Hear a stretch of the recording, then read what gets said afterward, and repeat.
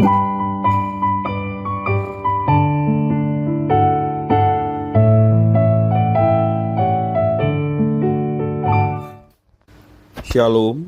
Devosi Ester pasal 5, ayat 1-8 demikian firman Tuhan. Pada hari yang ketiga, Ester mengenakan pakaian ratu. Lalu berdirilah ia di pelataran dalam istana raja, tepat di depan istana raja. Raja bersemayam di atas tahta kerajaan di dalam istana, berhadapan dengan pintu istana itu. Ketika raja melihat Ester sang ratu berdiri di pelataran, berkenanlah raja kepadanya. Sehingga raja mengulurkan tongkat emas yang di tangannya ke arah Ester. Lalu mendekatlah Ester dan menyentuh ujung tongkat itu. Tanya raja kepadanya, "Apa maksudmu, hai Ratu Ester, dan apa keinginanmu? Sampai setengah kerajaan sekalipun akan diberikan kepadamu."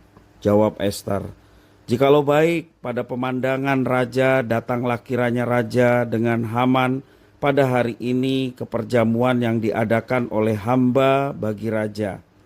Maka titah raja, "Suruhlah Haman datang dengan segera, supaya kami memenuhi permintaan Ester." Lalu raja datang dengan Haman ke perjamuan yang diadakan oleh Ester.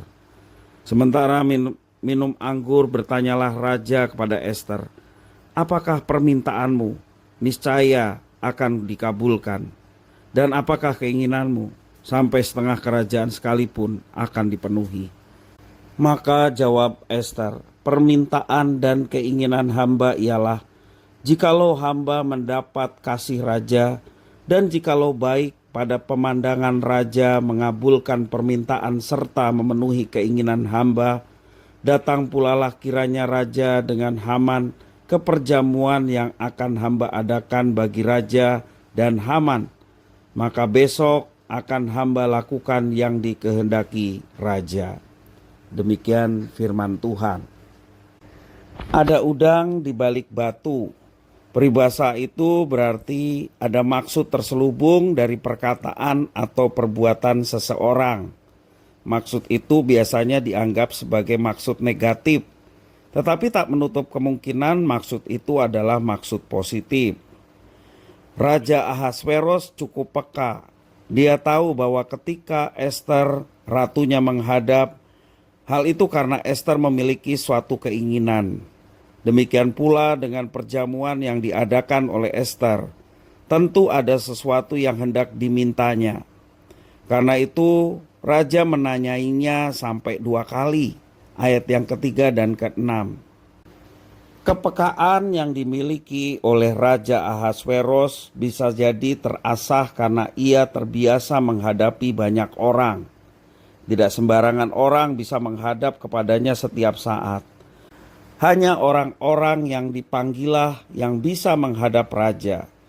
Namun Ester berani mengambil resiko dengan menghadap tanpa dipanggil. Tentu ada sesuatu yang sangat penting. Kepekaan raja dalam membaca situasi ini nantinya menyelamatkan suatu bangsa yang besar. Kita perlu mengasah kepekaan seperti Raja Ahasveros, bukan untuk menjadi selalu curiga bahwa orang lain pasti memiliki niat terselubung, tetapi untuk menjadi pandai dalam melihat hal-hal yang tidak langsung terungkap secara lisan. Tak jarang orang merasa takut atau sungkan untuk mengungkapkan maksud hatinya secara gamblang. Tidak mustahil seseorang tak mampu menyampaikan sesuatu yang penting, lalu berubah menjadi pendiam dan pembangkang. Misalnya anak yang mengalami pelecehan, seringkali takut bercerita kepada orang tuanya. Dalam hal ini, orang tua perlu membaca sikap anak. Ketika kita peka, kita bisa memberi ruang kepada sesama untuk mengungkapkan perasaan dan harapannya. Teman atau saudara kita dapat merasakan bahwa dia aman bersama dengan kita. Tidak mustahil ada masa depan yang terselamatkan karena kepekaan kita. Melalui kepekaan kita, maksud yang baik dapat tersampaikan dan Tuhan berkarya memulihkan keadaan sesama kita. Mari kita senantiasa peka terhadap sesama kita untuk menyatakan kasih, sehingga nama Tuhan dipermuliakan melalui perbuatan kita yang peduli dengan orang-orang di sekitar kita. Tuhan Yesus memberkati.